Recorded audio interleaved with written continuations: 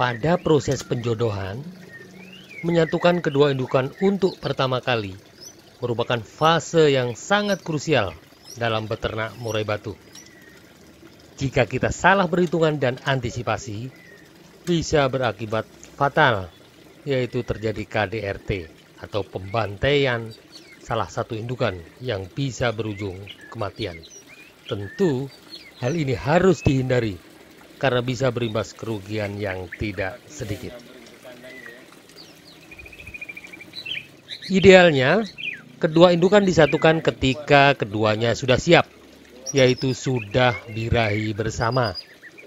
Biasanya ditandai dengan betina yang unjal, jantan yang gacor bunyi merayu, dan jika didekatkan dengan lawan jenis akan ngeleper menandakan siap kawin. Jika kedua indukan dalam kondisi siap, penyatuan akan relatif lebih mudah dan lancar. Namun terkadang kita harus menghadapi kondisi yang tidak ideal, di mana kedua indukan belum dalam kondisi siap, tetapi harus disatukan. Berikut beberapa langkah-langkah antisipasi yang bisa dilakukan agar penyatuan kedua indukan ini tidak berakibat fatal.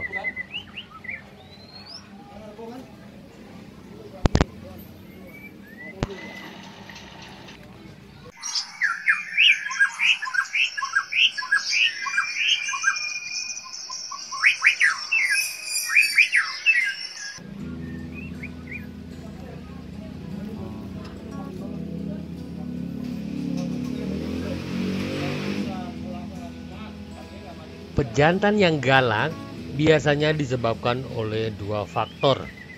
Yang pertama adalah karakter. Sering terjadi pada burung yang sering dimainkan dalam lomba atau gantangan. Perlu kesabaran ekstra untuk menjodohkan pejantan jenis ini. Yang kedua, galak karena kondisi, di mana pejantan belum mau kawin, tetapi kita paksa untuk kawin. Misalnya dalam kondisi mabung yang belum tuntas, atau dokor yang belum benar-benar selesai. Biasanya burung masih sangat teritorial. Burung lain yang akan ada di dekatnya akan diserang karena dirasa mengganggu wilayah teritorinya.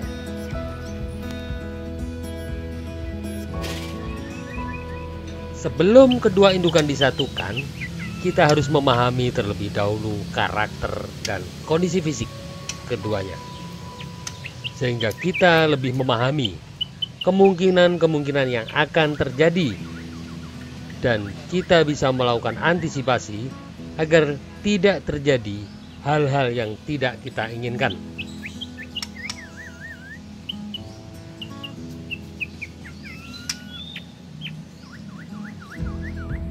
Ketika disatukan, kedua burung tentu akan saling bereaksi.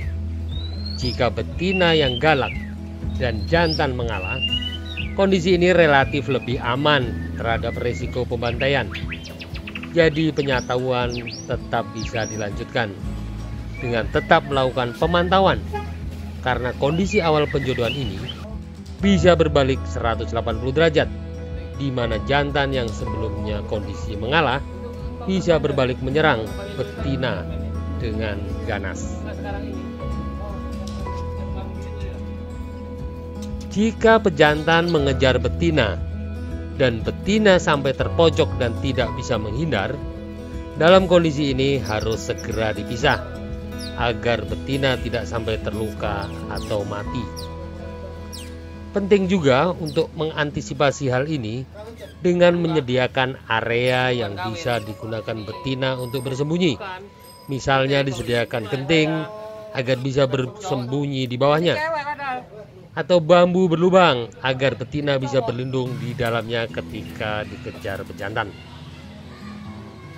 Bisa dibantu dengan memasukkan betina terlebih dahulu ke dalam kandang penangkaran, sehingga betina bisa lebih memahami dan menguasai kondisi kandang, sehingga jika dikejar pejantan akan tahu kemana dia akan bersembunyi.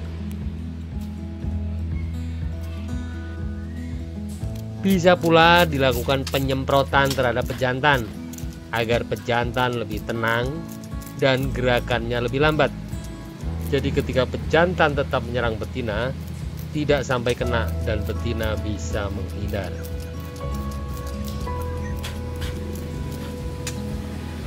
Bisa pula pejantan didropkan dulu kondisinya agar tidak agresif dan menyerang. Misalnya dengan mencabut beberapa bulu yang ada di pantatnya.